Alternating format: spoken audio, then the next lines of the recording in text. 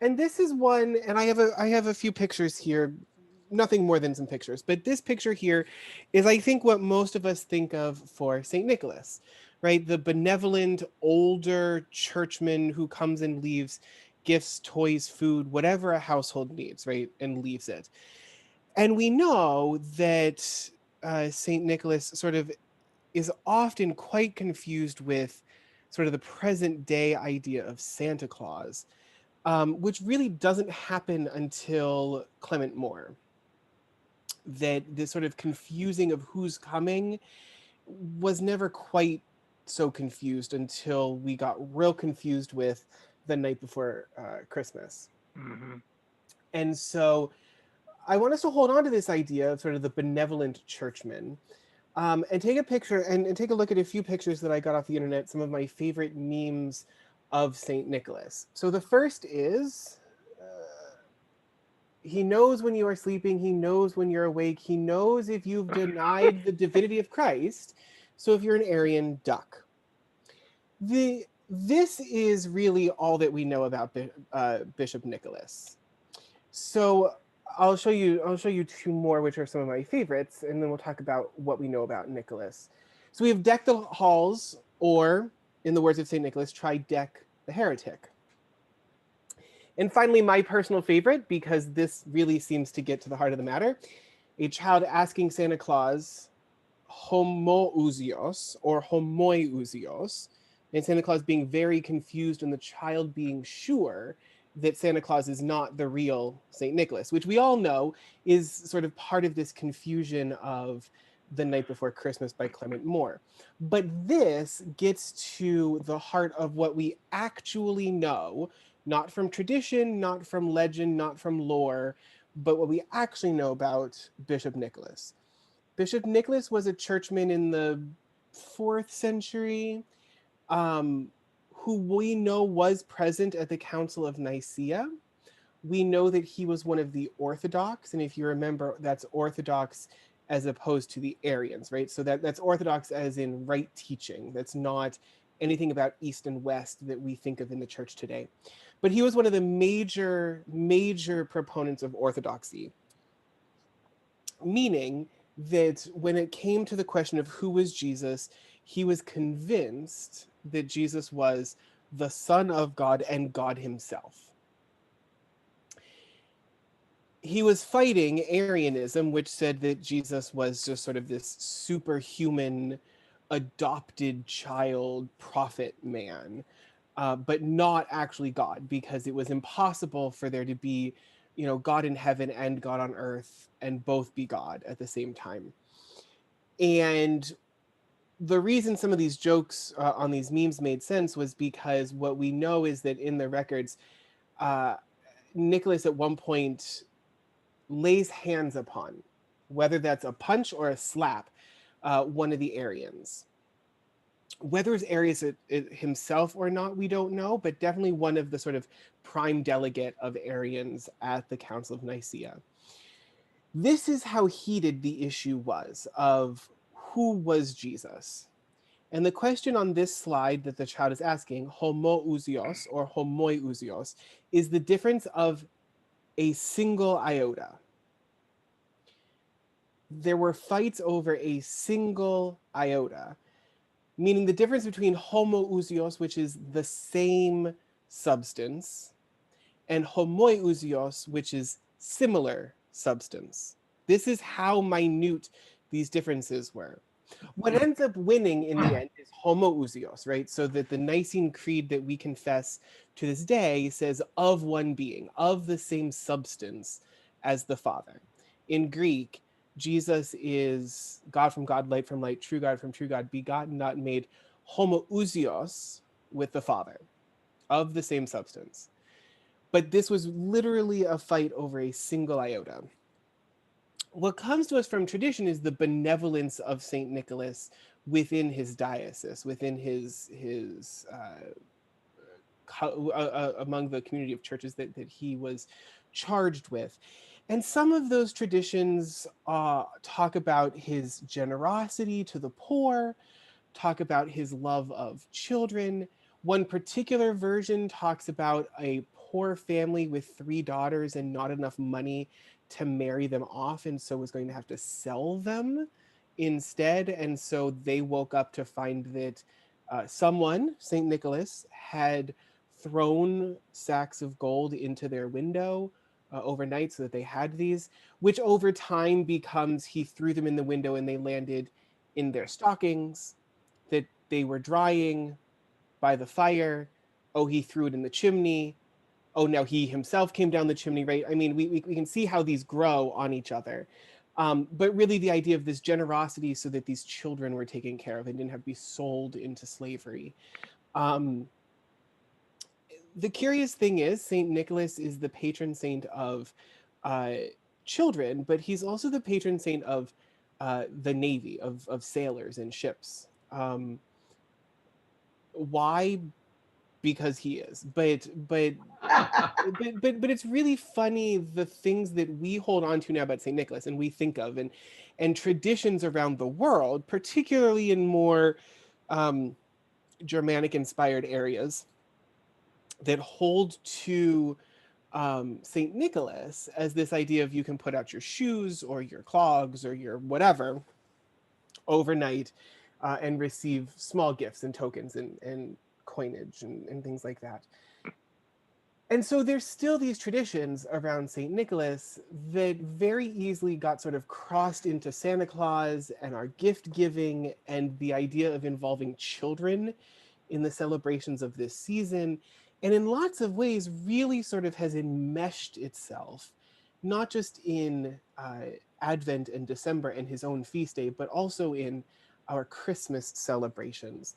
And so that's why, I think it's always interesting when these saints, as they do this year, these December saints fall on Sundays, because we actually get a chance to talk about them a little bit, which we didn't because there were other things in lectionary, but we get a chance to lift up these saints who I don't think we realize quite how much they influence our celebrations.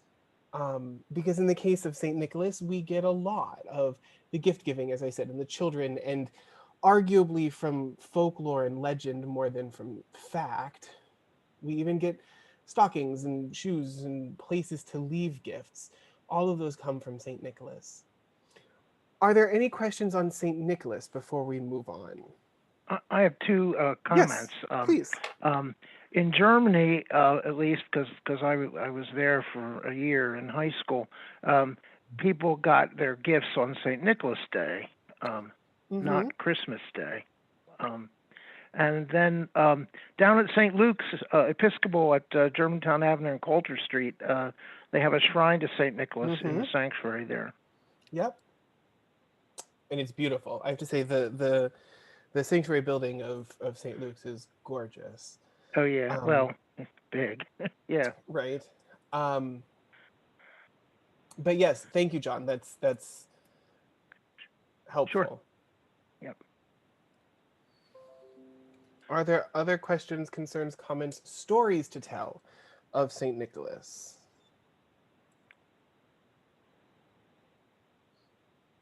Seeing none, hearing none. I am going to move on to the next of the December saints, again falling this year on a Sunday. That's one of the things I should say up front is the first 3 of the December saints that I'm talking about all fall a week apart. So it's nice when they fall on either a Sunday or a Wednesday during Advent, because you can actually get a chance to celebrate them. It's nice when they fall on Wednesday because you can actually do them, give them their due in evening prayer. For those that have grown up in the Lutheran Church, this next one should be relatively familiar, particularly if you come from the Swedish Lutheran, otherwise Scandinavian Lutheran, Augustana Synod. If any of those are sort of your heritage in the Lutheran Church, Sancta Lucia should be one of your, should be relatively familiar. Because this is still one of those influences that we have, particularly through the Church of Sweden, of a commemoration of this saint that involves a very elaborate pageant that really turns into a true at times can turn into a true beauty pageant, sort of popularity contest of what girl gets to be Santa Lucia this year, who then gets to wear this crown of candles and be attended by her attendants and the Star Boys and the Tum Tims, and somebody jump in if you know all the parts Oh of the pageant. heavens! I'll be honest, I've never actually been to a full pageant. I've seen some, but I've never been to a full pageant. In the city of Philadelphia, when it's not COVID, um, Old Swedes Lutheran Church, which is now Gloria Dei Episcopal Church, way down in Queen Village, still, even though they're Episcopal and even though they're not really Swedish anymore, still does a Santa Lucia pageant over the course of a weekend. Like they have to get in attendance for parking. Like it's a huge deal that they have Mm. around Santa Lucia Day. But so perhaps you're familiar, but it's this idea of the one who brings light. So perhaps you're familiar with this image from the pageants, right? With Santa Lucia and her attendants singing in their choir, always singing at least sort of those traditional songs that are part of this pageant.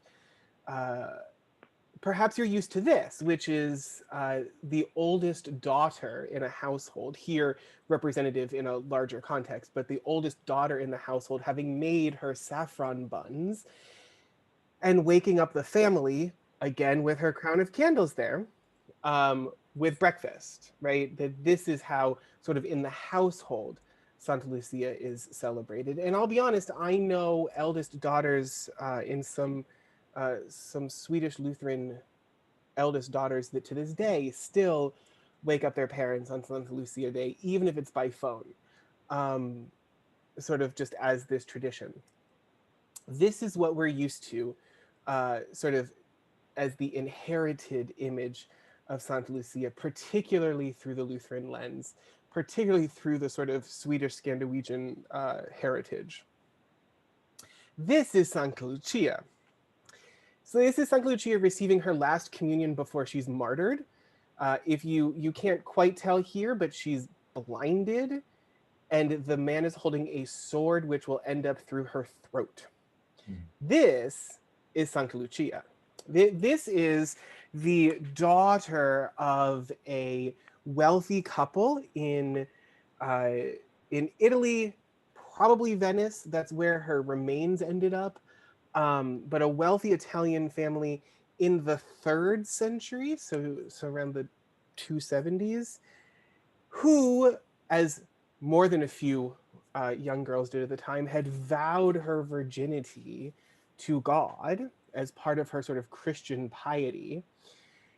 Not knowing this, her parents betrothed her, and she, rather than give up her virginity, sought martyrdom. And it was there's several different versions of how she's martyred, but one of which is she's tortured by blinding, one of which is she's bound to a stake to be burned, but none of the logs will catch, so a frustrated soldier just stabs her through the throat.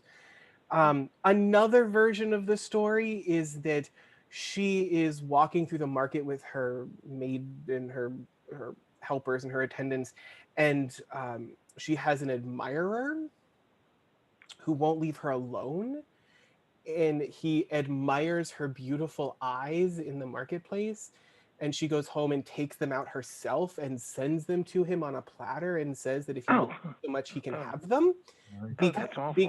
because she does not, because she has vowed this virginity um, to God. And so regardless, what we know about the story of Lucia and however it works out is that she ends up blind and martyred as a virgin for the sake of God, as part of her Christian piety.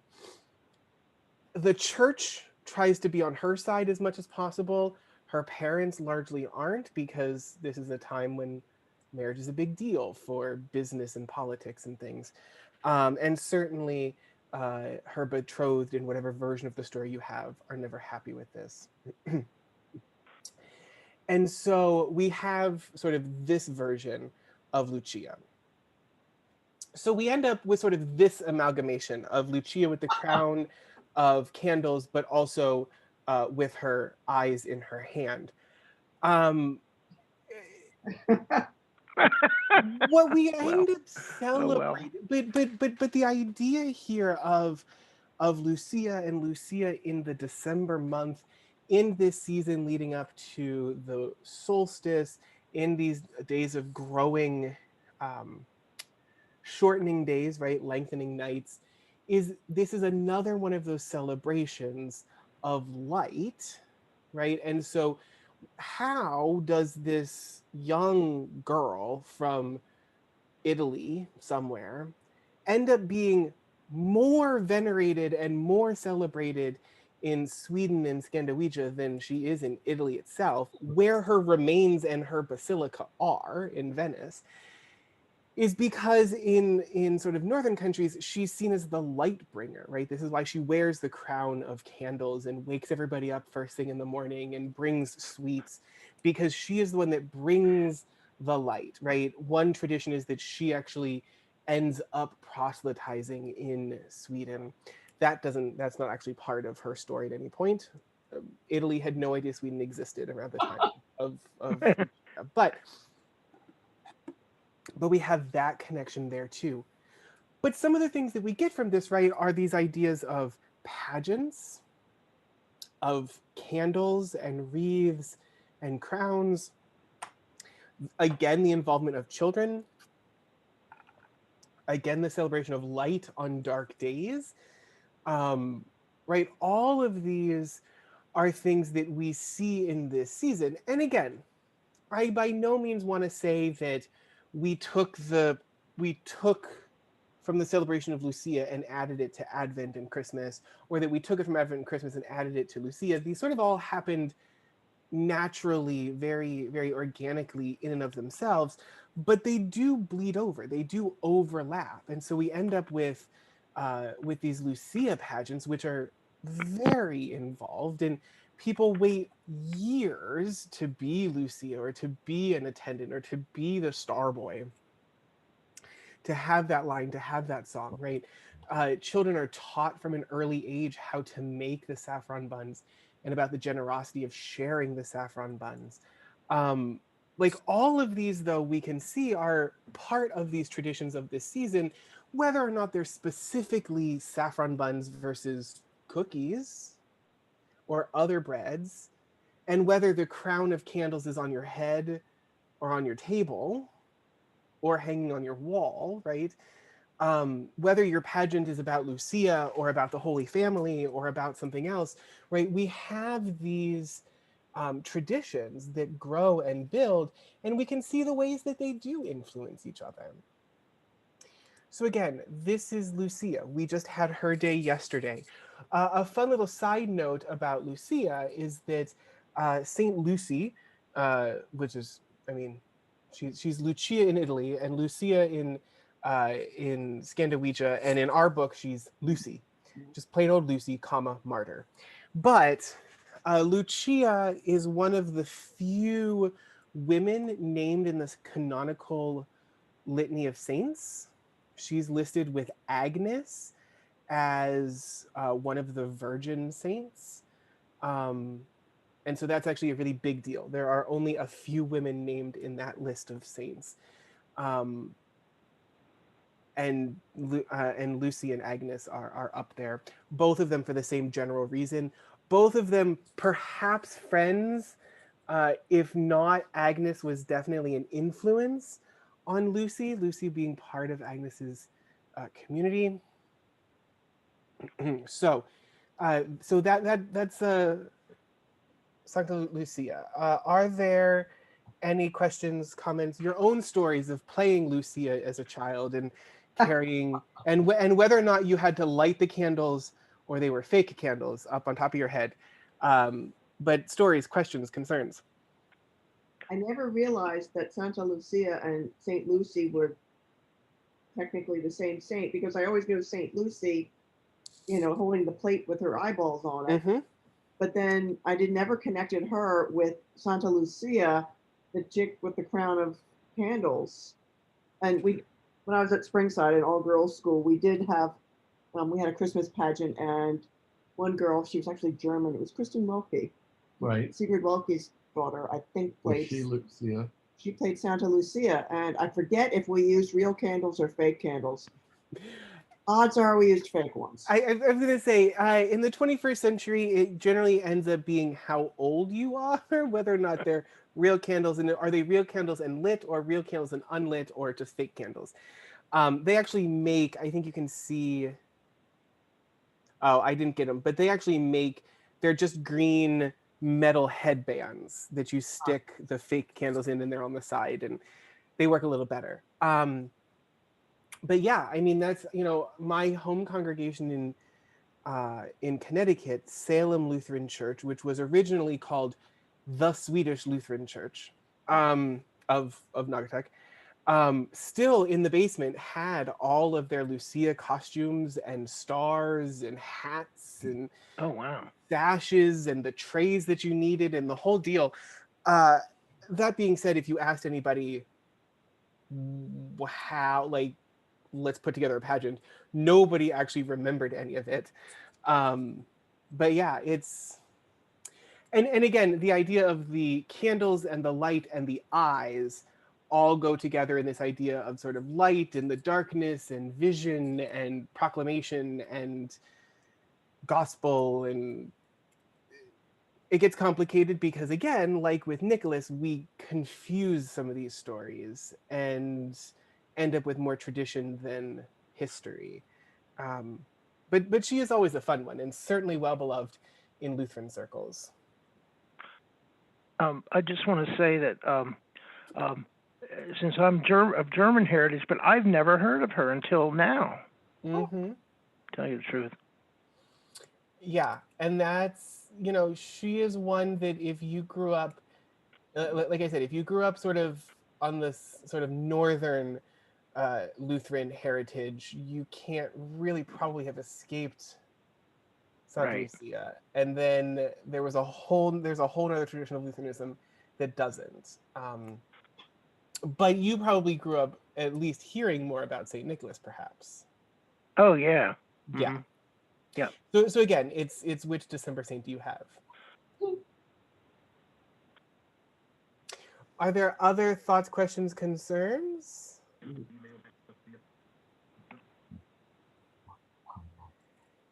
Seeing none, so we had the 6th with St. Nicholas, the 13th with Santa Lucia, and on the 20th, we have Katharina von Bora Luther. Mrs. Luther. This is probably the version of Katharina von Bora Luther you may perhaps be most familiar with, second perhaps only to Cranach's version of her in her matching portrait with Martin himself.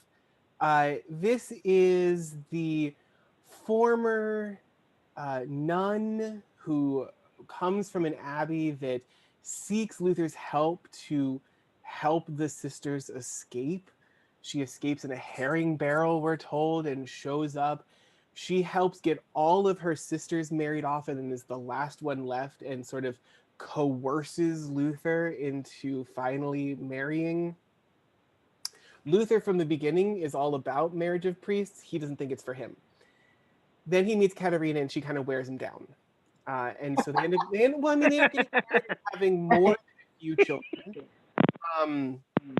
And the thing that we do know most about Katharina is her hospitality, right? Katharina was a renowned beer brewer, to the point where, like, people talked about her from a distance, right? People talk about her having the best beer, and she was the one who brewed it. For the 500th anniversary, they actually unearthed one of her recipes and brewed Katie's Brew, which was a very expensive, select, small batch of beer. But so she's known for that. She's known for having hosted in the old monastery. Really, I mean, the Luthers end up living in the old cloisters that are now emptied out, and they're sort of gifted to them. So they end up with this big, basically what turns into a boarding house for Luthers admirers, colleagues, fellow reformers, students, whoever shows up, they're going to get beer and plenty of food and lots of hospitality from Katie, who really puts up with the fact that Luther's a slob and invites people over without asking, and then has these late night theology sessions, which are known as the table talks.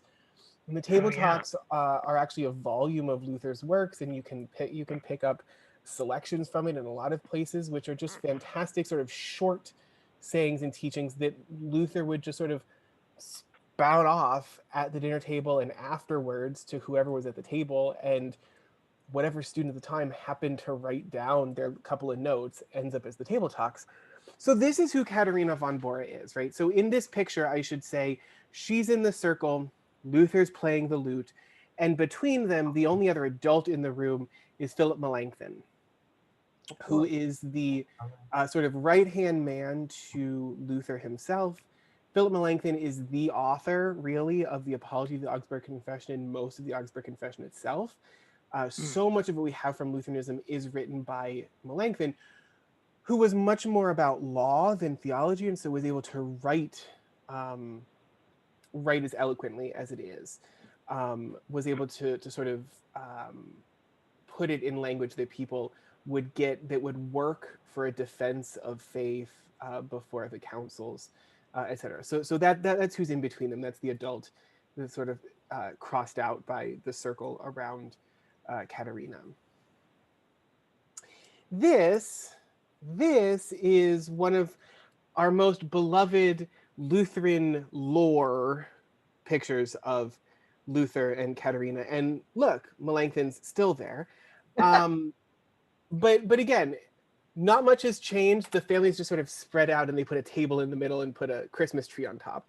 And this is part of that Luther lore, right? So there's lots about Lutheranism that we love to talk about as Lutherans, as sort of our contributions to the world, as who are we, what are we doing, what have we contributed to the world. And one of the things we like to say is that we contributed Christmas trees, right? Luther was the first one to bring a tree indoors at Christmas time, and there's all these reasonings of sort of the evergreen being all about God's never-ending love and the never-ending life that we have in Jesus. And Luther was not the first person to bring a tree inside. As a matter of fact, Christians were not the first people to bring trees inside in the middle of winter to remind us that life springs eternal, right? Life will return, that even in the darkest days, the sun will return, life will come back, right? Which is really where the Christmas tree comes from. Perhaps, maybe, Luther was the first one to put candles on it. But again, I would not put it past Luther to put a flame on a flammable object. And say that there was a reason for it, right? That it's all about the light that's come in and the light that is coming and the light of the world, all of which is true. Was he the first? I don't know. But what we do know is from the hospitality of Katharina, from these traditions that do grow up, and certainly from the traditions that are at least credited to her household, we get some of these really famous traditions here, like the Christmas tree with candles on it and lights and stars and all of that idea. Is it true? I don't know. But it's definitely part of what we remember from the Luther household. We, in the United States, sort of inherit Christmas trees via Prince Albert in the Victorian era, right? They're the first ones to really start that in England, so it's really not until the 1800s. But again, a good German would have sort of brought some of that tradition. So we certainly know that it has Germanic roots. Whether or not it was Katharina and Luther themselves or not, well, that we just don't know. Are there questions about, now I know Katharina is not in sort of one of the more famous December saints. Are there questions, stories? How many children did Luther have? Yes. 6, 7, quite a few. So she obviously wore him down really well. I mean, once Luther gets married, he very much settles into the married life. That is true. That is true. All right. Now, two that are a little more specific to North America, Central America. Cool. So this is, if you don't know, the woman on the right is Mary. The woman, the man on the left is Juan Diego. Juan Diego is now a saint, one of the North American saints from Mexico. But this is the Virgin of Guadalupe. This is Our Lady of Guadalupe, who is, by the way, patron saint of Mexico, the Americas. Um, we get the Virgin of Guadalupe as our patron saint.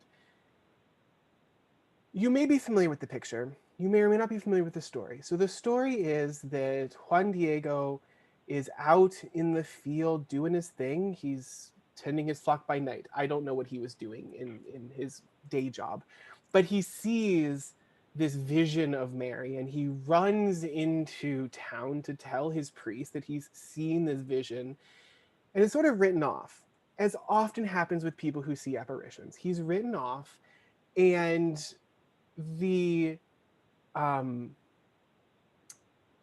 the priest says, well, I need proof. Like, you can't just come in here and say you saw something. For all I know, you were looking at the sun too long and got sunspots, right? I mean, who knows what you're seeing?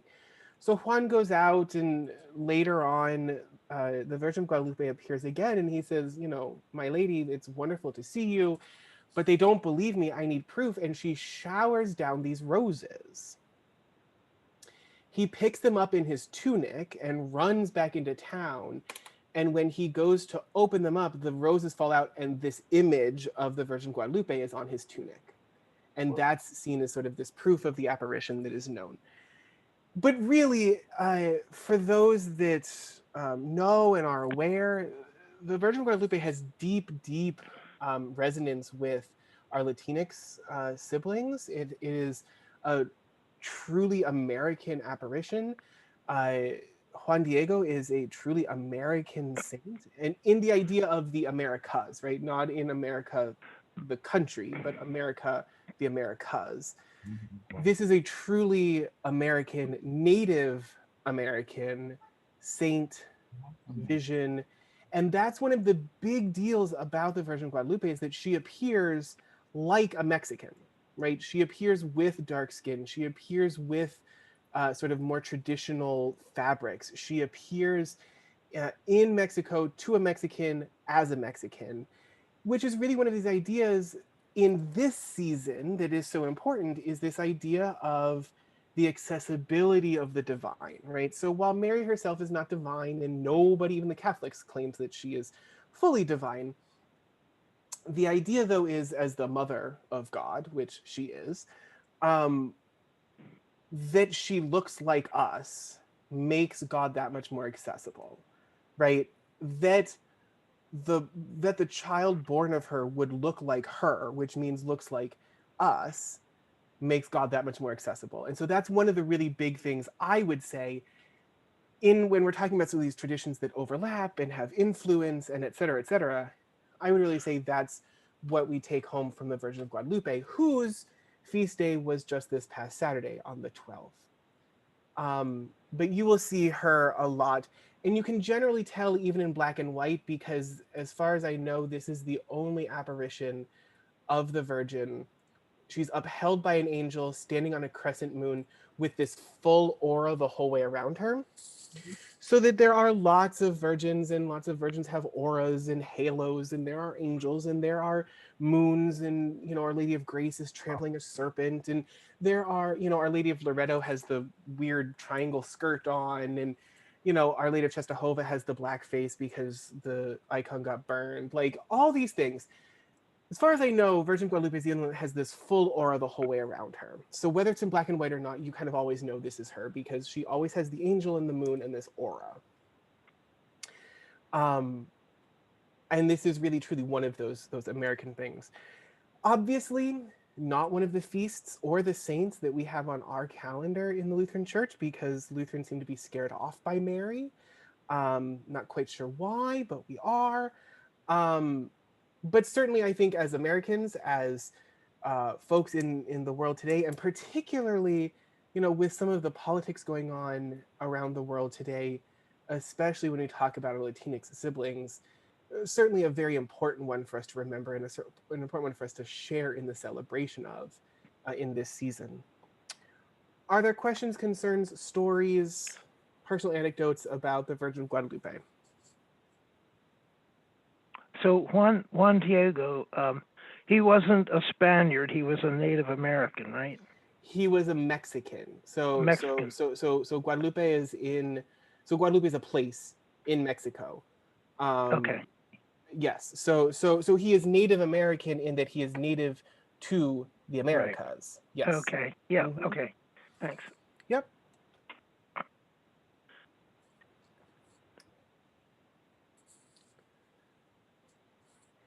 All right. So finally, Las Posadas. Las Posadas is the tradition that we took some inspiration from for those that were there on Saturday, for those that weren't. We took some inspiration from Las Posadas, but we did not have Las Posadas in Chestnut Hill. The first reason of which is it's an incredibly ethnic specific, identity contingent way of celebrating the season. So that Las Posadas is particularly Mexican. There are a few other Latin American countries that share in the celebration, but it is not sort of a universal thing, right? It is seen as sort of part of the folk religion of these places because it really involves the entire community. And so by taking it strictly into Chestnut Hill, which I don't know if you've noticed, it doesn't have a huge Latinx population naturally, a naturally formed Latinx community, would be appropriation, right? The congregations that were gathering were largely white, not exclusively, but largely. And so fully taking it on in its fullest form is part of this cultural appropriation. But there are parts of this that we share, that we receive, that overlap with church traditions around the area. So Las Posadas is a tradition. I'm going to use the Mexican version because that's the one that's best known. But Las Posadas is a tradition that actually happens on several nights. It's not a one-time thing. But from the 16th of December through the 23rd, no, from the 14th, it's 9 nights. 7 nights, 9 nights. Anyway, for quite some time, leading up to Christmas, every night, Mary and Joseph, you see them here at the front. This is Mary and Joseph. There's an angel. There's usually some shepherds. But basically, youth, not necessarily littlest children, but youth dress up as Mary and Joseph and lead the community to a home, pre-designated home, where they seek entrance, right? They seek refuge. This is about the Holy Family seeking sanctuary, shelter, seeking a place at the inn, and being turned away. So that there ends up being those seeking, the peregrinos, the pilgrims, seeking refuge, and those who are the innkeepers, who are in the home, the people that are hosting the party. And they actually have a song that they sing back and forth about, can you give us entrance? No, we can't. Can you give us entrance? No, we're full, go away. Like, will you let us in? No, it's the middle of the night, we're sleeping, right? I mean, and then finally Joseph says, but she's carrying the Son of God.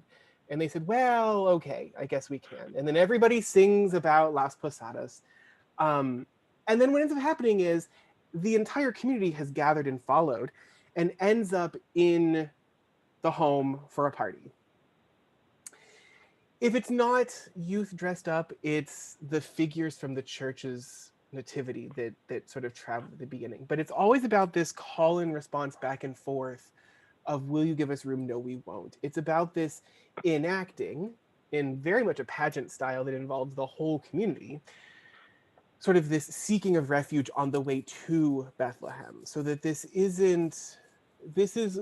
the parts of the nativity story that aren't so much fleshed out in scripture as much as they are in tradition, and yet that become sort of this really poignant moment of seeking refuge and creating community and really welcoming Jesus in. And so that it's not surprising that leading up to Christmas is this time, sort of about a week, where you sort of have this, will you welcome him? No. Will you welcome him? No. But it's God. Well, okay, let's have a party, right?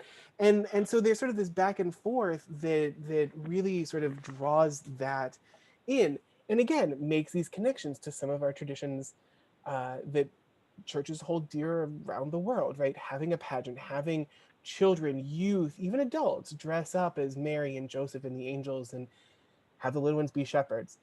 Las Posadas is a little different in that there's always Satan. Satan shows up at some point as they travel. Satan comes from a specific version of this tradition, so that this idea of Las Posadas as this sort of week-long event is sort of this version. There's another version that's more of a one-night special pageant, really feeling like a pageant, that sort of travels between the homes without the party aspect. So that you travel between the homes seeking refuge, know there's no room, and you end up at the church. And at the church, you are, you find your refuge, and then everybody goes in and enjoys the decorations and the presepio that's there and things like that. And in that version, where it's sort of a single day pageant, more than this sharing of community time together, in that pageant version, Satan shows up as sort of the one who tempts the innkeepers to say no, right? Tempts people to not let Mary and Joseph, not provide for them on the way. Which is, again, a very interesting thing. I don't know that I've ever seen a Lutheran Christmas pageant that involves Satan, per se. I don't even know one that involves Herod, right, in the slaughter of the innocents. And so I think that there's lots of these versions. I should say, and I could include here, anybody that's ever, are you on the call? You're not on the call. Anyone who's ever talked to Sarah Calderon in the winter knows that she loves her Feast of the Three Kings, right? The idea of Epiphany. Because in Puerto Rico, it's not about Las Posadas leading up to Christmas, but about the Three Kings on Epiphany and the party that happens there, and something very similar, this idea of traveling with the kings and ending up at the party. Arguably, many of us would know the tradition of Christmas caroling. This sort of adds a pageant element, a storytelling element, to the idea of going and singing Christmas carols, right? Having a party, going from home to home. But we can see the way that those connect in a way that, again, is very ethnically, culturally sort of American, as in the Americas. And one that I think is really not as familiar to those of us that grew up in the Lutheran tradition. As a matter of fact, and give me a moment to see if I have it on hand, I do not. It's here somewhere. But in Libros Liturgicos y Canticas, which is the Spanish language hymnal that we have, I thought I had one here at home, but I guess not. There actually is a rite for Las Posadas, a Lutheran version of Las Posadas, which frankly, it's not that it's particularly Lutheran, it's just in a Lutheran book, that involves these and sort of allows for this. The sad thing is, it's in the Spanish language hymnal, which means it's not at all accessible for the rest of us who shouldn't take it on as our own. Please don't misunderstand me. It is not for those of us who identify as white to take this on as our tradition, but it is something to learn about and hopefully be invited to and enjoy and share with someone. But that's never going to happen so long as we sort of have these segregated hymnals the way that we do in the Lutheran Church. So are there questions, concerns, comments about Las Posadas? Perhaps you've participated in one yourself. I have a comment. Mm-hmm. It occurred to me that I think it seems especially justifiable to celebrate Las Posadas in North America for white people, Anglos, to celebrate Las Posadas in North America this year, because recently there have been so many travelers coming through Mexico asking to be welcomed at our border and being refused and sent away. And so I think this is A reminder. a reminder. Mm-hmm. I could almost imagine casting one particular North American leader as Satan in the pageant. We had a long conversation in planning the Las Posadas event this year on whether or not we were allowed to have Satan, and we decided that for the first year we would not. But what I would say, though, Tom, I agree with you, and I think that's one of the reasons why we took this on this year, because for us in Chestnut Hill, we were raising funds for a homelessness, right, for a ministry among those experiencing homelessness. And this is is there a place for us? Is there a home for Jesus? No, there isn't, right? So I think there's something there. I think there's something as well to the idea of seeking asylum and seeking refuge, particularly for those that are on our southern border.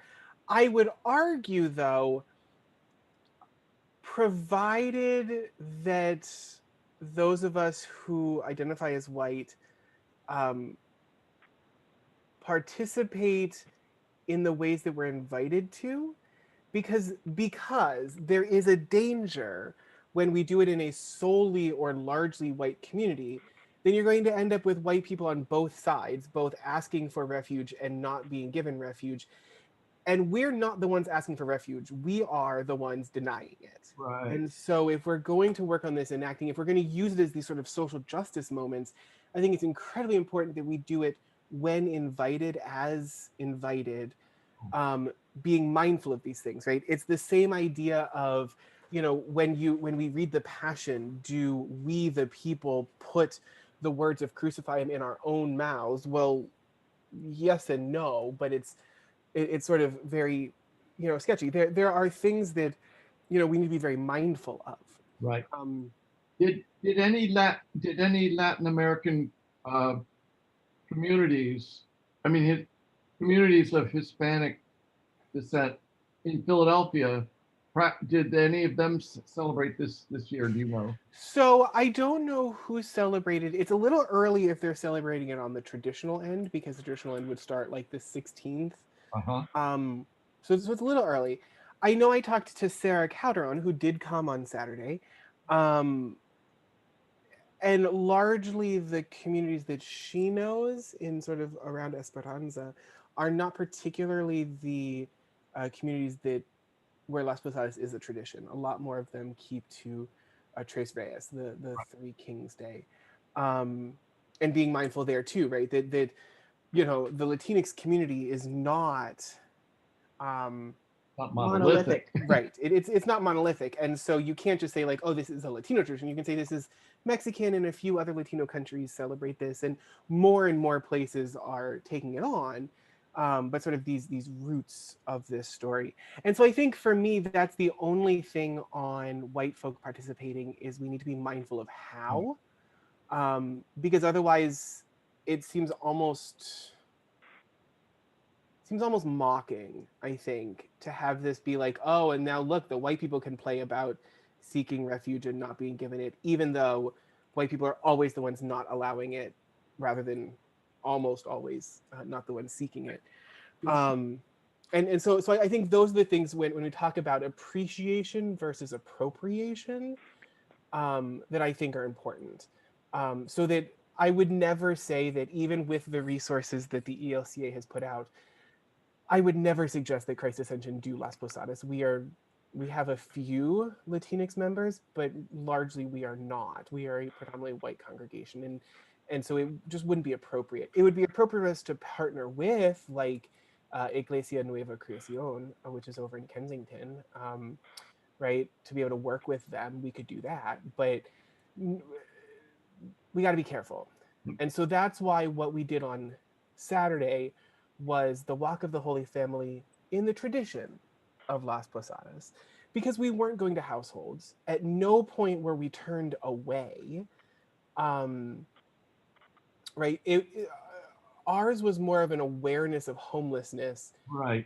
It was much more what one of my colleagues called, it was much more stations of the creche than Las Posadas, right? It was much more, we're going to stop at some businesses, give thanks for their partnership in the fundraising, give some facts about homelessness, and then offer blessings and prayers as we go.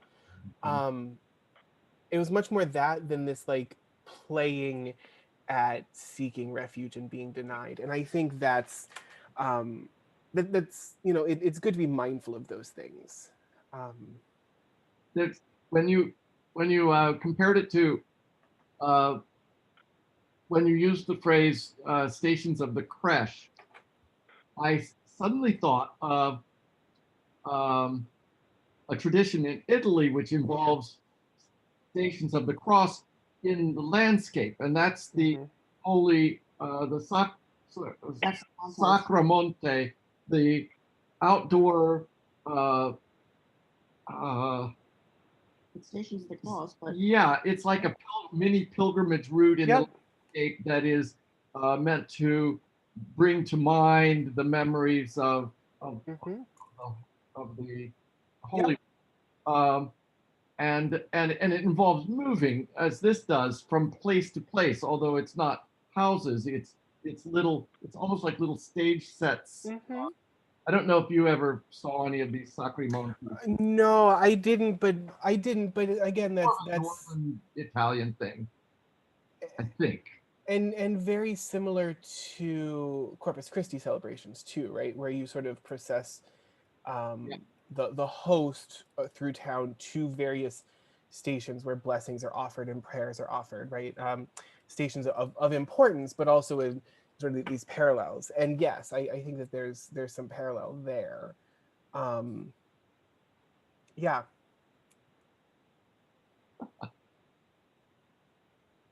But again, this Las Posadas is like part pageant, part reason to party, part remembering, part we can see a lot of different traditions that sort of all overlap in these, as often happens, right? When we come up with traditions, and that's really where we're at with a lot of things we've talked about, from St. Nicholas to Santa Lucia to Caterina and her Christmas trees to the Virgin Guadalupe to Las Posadas. We're really talking about a lot of traditions, right? These are traditions